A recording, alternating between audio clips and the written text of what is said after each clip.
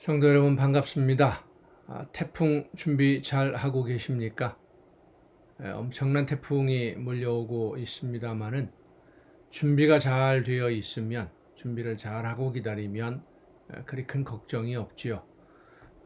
하나님이 우리에게 맡기신 사명 즐겁게 잘 감당하면서 매일 하루하루 순간순간 주님이 기뻐하시는 열매를 맺으며 미래를 하나님을 만나는 그날을 잘 준비하는 성도는 전혀 두려움이 없이 기쁨으로 감사함으로 그날을 맞이하게 될 것입니다. 우리 모두가 하나님의 날을 기다리며 기쁨으로 맞이할 수 있기를 간절히 바랍니다. 오늘 우리가 함께 은혜를 나눌 본문 말씀 마태복음 21장입니다. 마태복음 21장 18절부터 22절까지에 있는 말씀 봉독합니다. 이른 아침에 성으로 들어오실 때에 시장하신지라 길가에서 한 무화과 나무를 보시고 그리로 가사 잎사귀밖에 아무것도 찾지 못하시고 나무에게 이르시되 이제부터 영원토록 네가 열매를 맺지 못하리라 하시니 무화과 나무가 곧 마른지라. 제자들이 보고 이상히 여겨 이르되 무화과 나무가 어찌하여 곧 말랐나이까? 예수께서 대답하여 이르시되 내가 진실로 너희에게 이르노니 만일 너희가 믿음이 있고 의심하지 아니하면 이 무화과 나무에게 된 이런 일만 할 뿐 아니라 이 산더러 들려 바다에 던져지라 하여도 될 것이요 너희가 기도할 때에 무엇이든지 믿고 구하는 것은 다 받으리라 하시니라. 아멘. 아직 열매를 맺을 때가 되지 않은 무화과 나무 과실들은 때가 되어야만 열매를 맺죠. 때가 아직 안 됐으면 열매 없는 것이 당연한데 열매가 없는 그 무화과 나무를 바라보시면서 다시는 열매를 맺지 못할 것이다. 예수님이 말씀하셨고 나무가 말라 죽었다.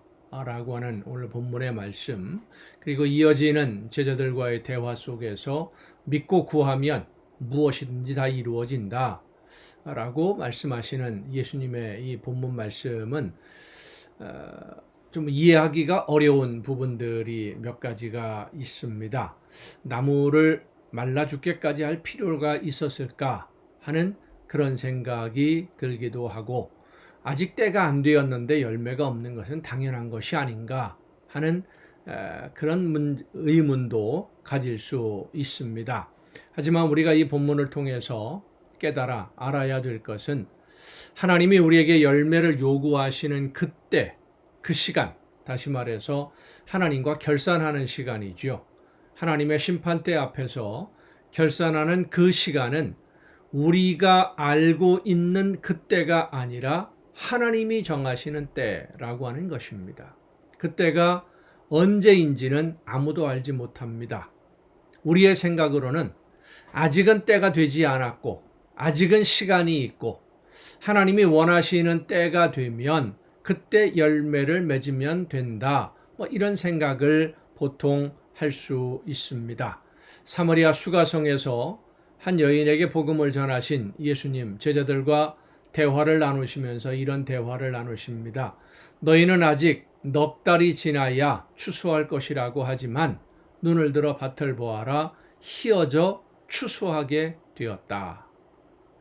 너희는 넉 달이 더 있어야 된다라고 말하고 있는데, 아마도 그때가 추수를 하려면 아직 좀 시간이 남았던 그런 시기였을 것이라고 생각됩니다. 계절상으로 아직은 추수할 때가 안 되었다라고 너희들은 생각하고 있지만 하나님이 말씀하시는 때는 바로 지금이다라고 하는 겁니다. 예수님의 말씀은 영적인 추수를 말씀하고 있는 것이죠. 우리는 아직 때가 되지 않았다라고 생각합니다만은 좀 더 기다려야 된다, 혹은 지금은 이렇게 분위기상 적당한 때가 아니다, 이런 이야기들, 그런 생각들, 그런 판단을 가지고 우리는 머뭇거릴 때가 많이 있습니다만은 하나님이 보시기에는 이미 때가 무르익었다는 것입니다. 시간이 없다라는 것이죠. 하나님이 우리에게 열매를 요구할 그 시간이, 그때가 언제가 될지 우리는 아무도 알지 못합니다. 그런데도 오늘 우리의 신앙생활을 보면 참 여유가 많아요. 아직은 시간이 있는 것처럼, 아직은 여유가 있는 것처럼, 언제든지 마음만 먹으면 충분히 할 수 있는 것처럼 그런 생각들을 가지고 오늘을 살아갑니다. 시편 기자가 기도했던 내용을 우리가 생각해 봐야 됩니다. 우리에게 우리 날 계수함을 가르쳐 주옵소서. 그렇습니다.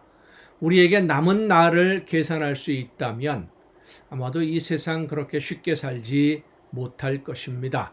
시간을 낭비하며 재능을 낭비하고 하나님이 나에게 맡겨주신 물질을 낭비하면서 살지는 않을 것입니다. 아직 우리에게는 얼마나 많은 시간이 남아있는지 알지를 못합니다. 근데 남아있는 시간을 계산하기 어렵다면 지나온 시간들을 돌아봐야 됩니다. 많은 시간들이 흘렀습니다. 많은 시간을 사용을 했지요. 그 많은 시간들 동안 참고 기다려주신 하나님이 오늘도 저와 여러분을 기다리고 계십니다. 참아주고 계시는 겁니다. 열매를 요구할 그때를. 우리가 열매를 맺을, 그래서 하나님 앞에서 기쁘게 설 수 있는 그날을 하나님은 기다리고 계시는데, 이 기다림이 언제까지 계속되지는 않습니다. 심판하실 날이 반드시 옵니다. 그날이 오기 전에 지금 하나님이 원하시는 열매, 우리 주님이 원하시는 열매 준비함으로 인해서 언제든지 하나님 앞에 설 수 있는 저와 여러분 모두가 될 수 있기를 간절히 바랍니다. 기도하시겠습니다. 오늘도 크신 은혜와 사랑으로 연약한 저희들의 삶을 인도해 주시는 아버지 하나님, 하나님이 저희들을 부르시는 그날 언제가 될지 모르지만 하나님이 부르실 때에 항상 준비하고 있다가 준비한 열매로 하나님 앞에 기쁘게 설 수 있는 우리 모두가 되게 하여 주시옵소서. 내 생각과 내 계획으로 얻은 열매가 아니라 하나님이 맡겨주신 사명을 감당함으로 순종함으로 맺어진 열매로 하나님 앞에 설 수 있는 우리 모두가 되게 하여 주시옵소서. 이 모든 말씀을 예수님의 이름으로 기도하옵나이다. 아멘. 오늘 우리가 함께 통독할 하나님의 말씀은 열왕기상 8장입니다. 성전을 완공하고 하나님께 감사의 기도를 드리는 솔로몬의 기도입니다.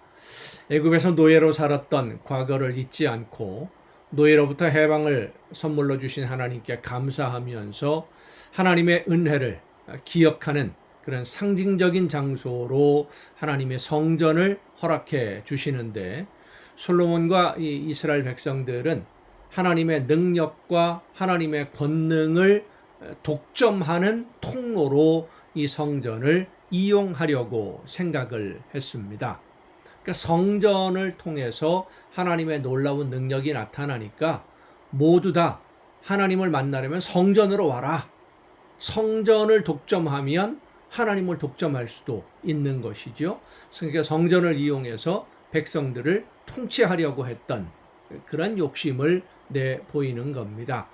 하나님의 말씀을 떠나 죄악에 물든 백성들이 회복할 수 있는 것은 성전이 있기 때문이 아닙니다.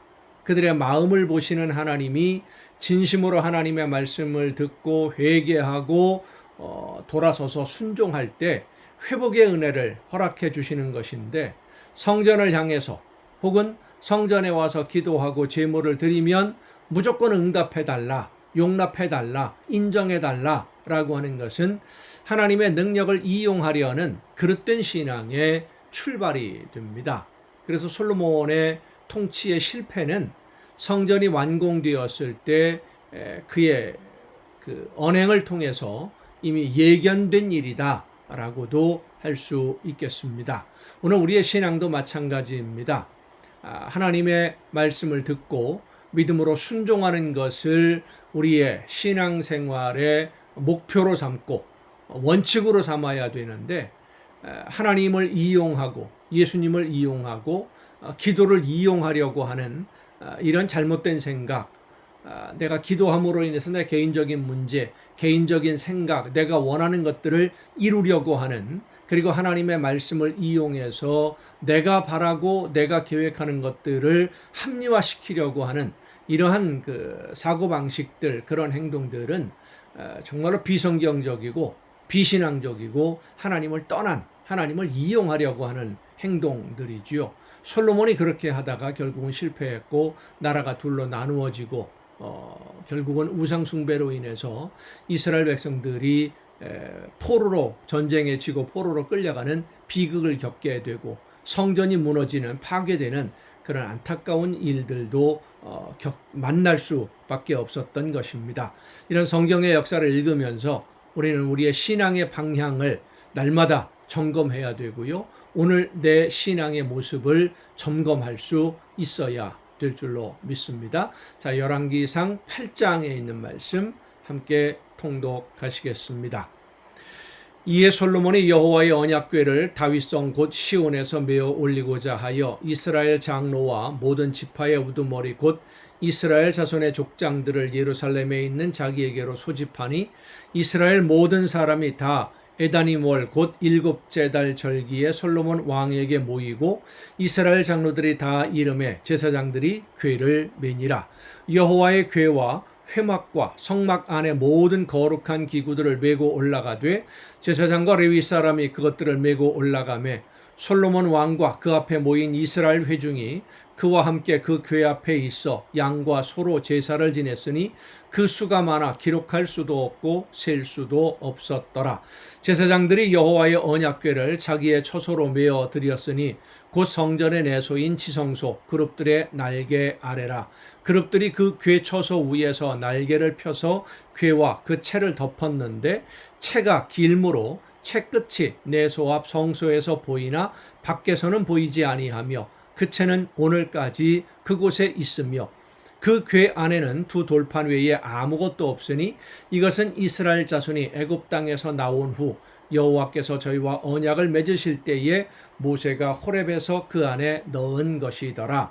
제사장이 성소에서 나올 때에 구름이 여호와의 성전에 가득하매 제사장이 그 구름으로 말미암아 능히 서서 섬기지 못하였으니 이는 여호와의 영광이 여호와의 성전에 가득함이었더라.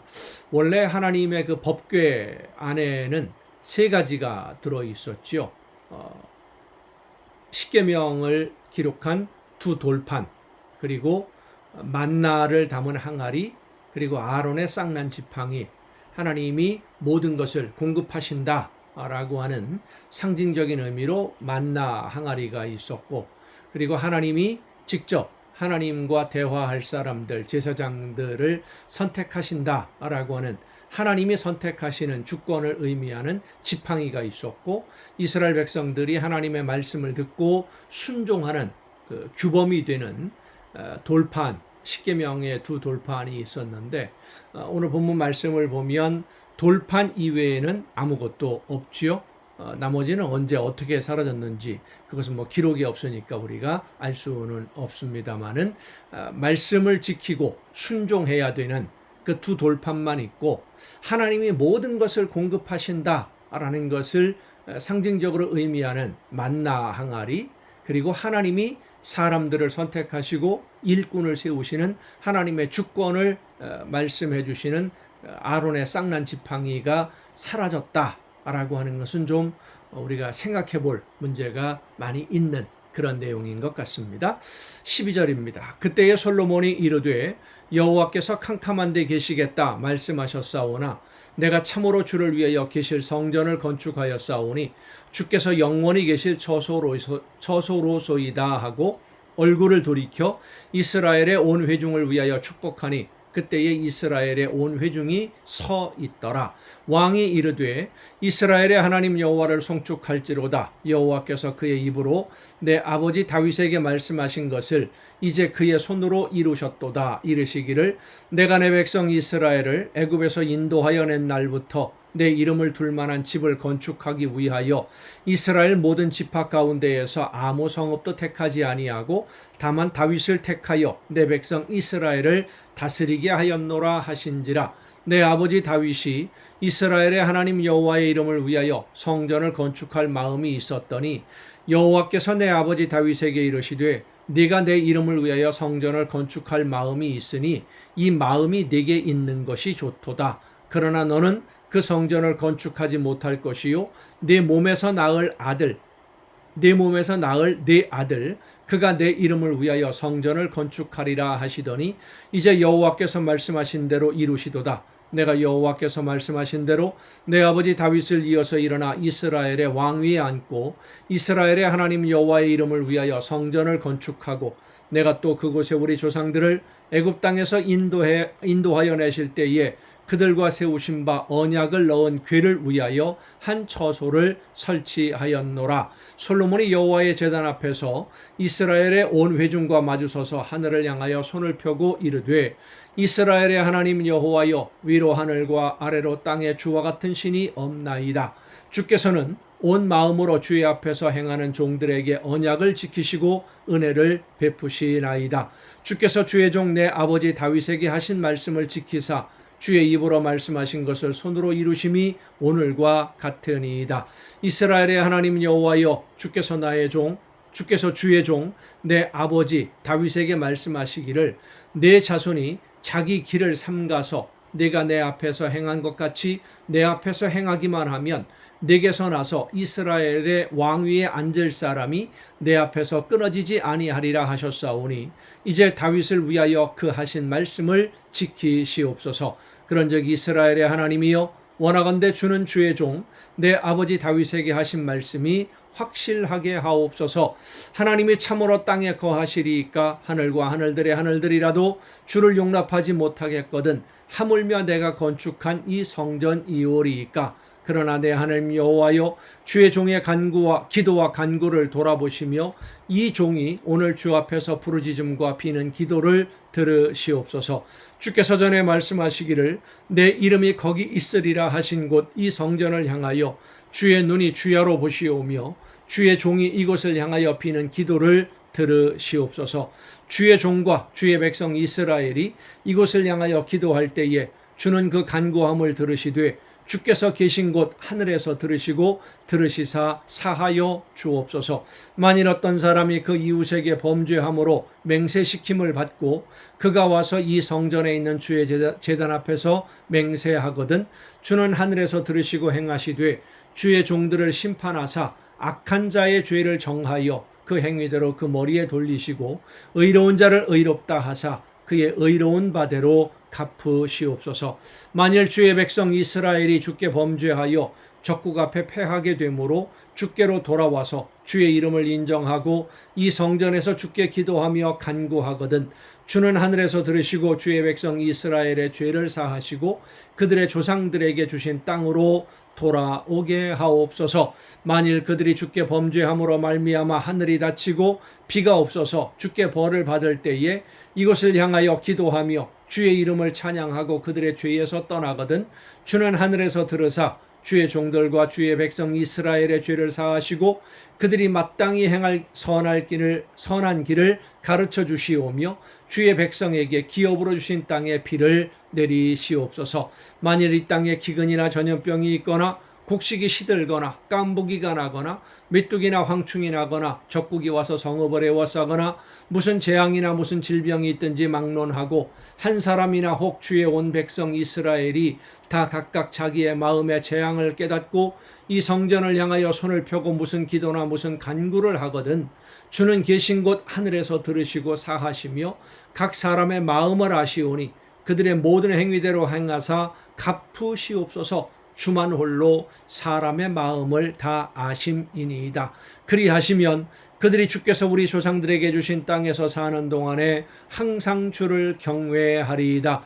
또 주의 백성 이스라엘에 속하지 아니한 자 곧 주의 이름을 위하여 먼 지방에서 온 이방인이라도 그들이 주의 크신 이름과 주의 능한 손과 주의 펴신 팔의 소문을 듣고 와서 이 성전을 향하여 기도하거든 주는 계신 곳 하늘에서 들으시고 이방인이 주께 부르짖는 대로 이루사 땅의 만민이 주의 이름을 알고 주의 백성 이스라엘처럼 경외하게 하시오며 또 내가 건축한 이 성전을 주의 이름으로 일컫는 줄을 알게 하옵소서. 주의 백성이 그들의 적국과 더불어 싸우고자 하여 주께서 보내신 길로 나아갈 때에 그들이 주께서 택하신 성읍과 내가 주의 이름을 위하여 건축한 성전이 있는 쪽을 향하여 여호와께 기도하거든 주는 하늘에서 그들의 기도와 간구를 들으시고 그들의 일을 돌아보옵소서. 범죄하지 아니하는 사람이 없사오니 그들이 주께 범죄함으로 주께서 그들에게 진노하사 그들을 적국에 넘기심에 적국이 그들을 사로잡아 원근을 막론하고 적국의 땅으로 끌어간 후에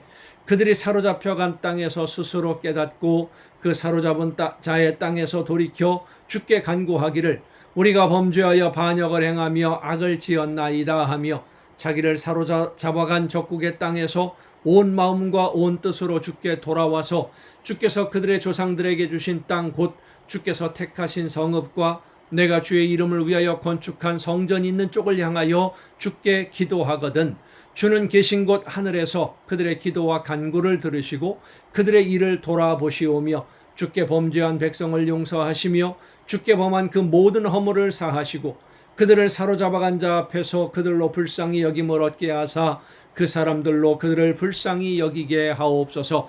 그들은 주께서 철풀무 같은 애굽에서 인도하여 내신 주의 백성 주의 소유가 됨이니이다. 원하건대 주는 눈을 들어 종의 간구함과 주의 백성 이스라엘의 간구함을 보시고 주께 부르짖는 대로 들으시옵소서.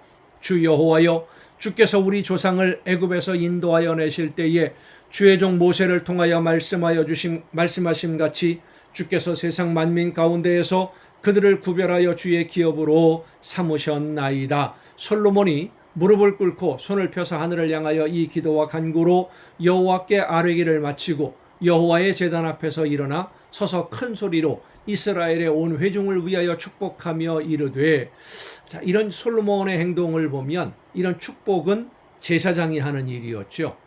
하나님이 제사장을 통해서 아론 그 후손들에게 이스라엘 백성들을 위해서 축복하라. 그러면 내가 그들에게 복을 주겠다라고 말씀하셨는데 솔로몬은 그 모든 것을 자기의 권한으로 만들어버리는 겁니다.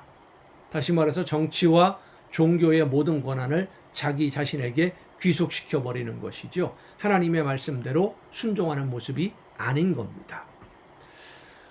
여호와를 찬송할지로다. 그가 말씀하신 대로 그의 백성 이스라엘에게 태평을 주셨으니 그 종 모세를 통하여 물은 말씀하신 그 모든 좋은 약속이 하나도 이루어지지 아니함이 없도다. 우리 하나님 여호와께서 우리 조상들과 함께 계시던 것 같이 우리와 함께 계시옵고 우리를 떠나지 마시오며 버리지 마시옵고 우리의 마음을 주께로 향하여 그의 모든 길로 행하게 하시오며 우리 조상들에게 명령하신 계명과 법도와 율례를 지키게 하시기를 원하오며 여호와 앞에서 내가 간구한 이 말씀이 주야로 우리 하나님 여호와께 가까이 있게 하옵시고 또 주의 종과 주의 종의 일과 주의 백성 이스라엘의 일을 날마다 필요한 대로 돌아보사 이에 세상 만민에게 여호와께서만 하나님이시고 그 외에는 없는 줄을 알게 하시기를 원하노라. 그런즉 너희의 마음을 우리 하나님 여호와께 온전히 바쳐 완전하게 하여 오늘과 같이 그의 법도를 행하며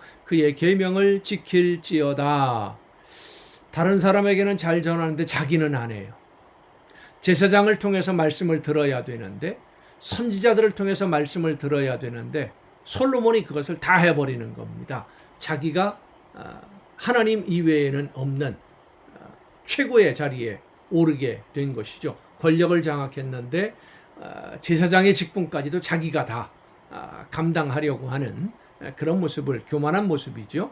이에 왕과 및 왕과 함께한 이스라엘이 다 여호와 앞에 희생 제물을 드리니라. 솔로몬이 화목제의 희생 제물을 드렸으니 곧 여호와께 드린 소가 22,000마리요 양이 12만 마리라. 이와 같이 왕과 모든 이스라엘 자손이 여호와의 성전에 봉헌식을 행하였는데 그날의 왕이 여호와의 성전 앞들 가운데를 거룩히 구별하고 거기서 번제와 소제와 감사 제물의 기름을 드렸으니 이는 여호와의 앞놋 제단이 작으므로 번제물과 소제물과 화목제의 기름을 다 용납할 수 없습니다. 그때에 솔로몬이 7일과 7일 도합 14일간을 우리 하나님 여호와 앞에서 절기로 지켰는데 하맛 어귀에서부터 애굽강까지의 온 이스라엘의 큰 회중이 모여 그와 함께 하였더니 여덟째 날에 솔로몬이 백성을 돌려보내매 백성이 왕을 위하여 축복하고 자기 장막으로 돌아가는데 여호와께서 그의 종 다윗과 그의 백성 이스라엘에게 베푸신 모든 은혜로 말미암아 기뻐하며 마음에 즐거워하였더라. 아멘. 여러분 오늘도 수고 많으셨습니다. 태풍으로 인해서 많이들 염려들 되실 텐데 지금 여기도 비가 많이 옵니다. 바람도 많이 불고 그러나 이런 태풍도 잘 지나가게 될 줄로 믿고 하나님의 은혜 가운데 평안함을 누리시고 내일 이 정한 이 시간 아마도 내일까지도 태풍의 여파가 남아 있을 것 같습니다만은 내일 정한 이 시간 이 가정 예배를 통해서 여러분 모두 함께 또 만날 수 있기를 바랍니다. 수고 많으셨습니다. 내일 뵙겠습니다.